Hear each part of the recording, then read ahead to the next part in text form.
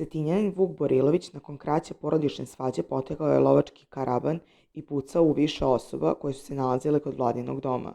Prema saznanjima Standarda, Borilović je prvo ubio svoju komšinicu i njenu decu, nakon čega je nazvao njenog supruga da mu saopšti da mu je ubio ženu. Jedan od komšija je pokušao da izbavi decu koje su se prema nezvaničnim saznanjima sakrila iza vrata, međutim Borilović je ubio i njih i MM koji je pokušao da ih spasi.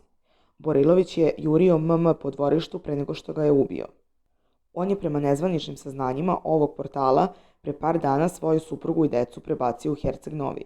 Kako se navodi, Borilović je u stanju neuračunljivosti napravio pravi masakr pucavši na porodicu i prijatelje, koji su pokušali da ga spreče u naumu i da nasumično puca na prolaznike. Policija je odmah reagovala i pokušala da savlada napadača, koji je odbijao da se preda i pucao u službenike policije. Policajci su zatim ispalili više hitaca u pravcu napadača, koji je tom prilikom ubijen. Forenzičari se nalaze ispred kuće u kojoj je Borilović započeo svoj krvavi pir. Prema navodima, ljudi koji žive na Cetinju, u masakru je stradala medicinska sestra i njena 2 sina. Njihov kum koji je došao da proveri da li su dobro, stradao je na licu mesta.